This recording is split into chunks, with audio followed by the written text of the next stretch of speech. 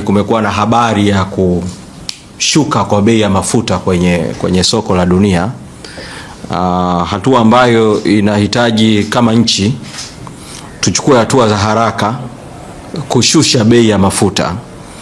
Sisi Chadema tulikushaweka msimamo na ulitolewa na kamati kuu ya chama, tukitaka serikali ichukue hatua mbili. Moja, ipunguze tozo na kodi mbalimbali zilizo kwenye mafuta ili kushusha bei. Lakini pili, toe ruzuku kwenye mafuta ili kupunguza bei.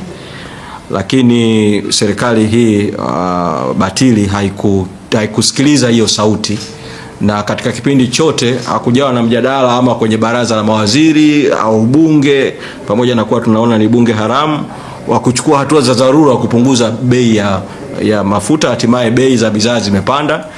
Sasa baada ya kuwa kumetoka habari ya kuwa duniani bei ya mafuta imeshuka kwenye soko la dunia, tunaitaka serikali, pamoja na kuwa hatuitambui, ichukue hatua za dharura.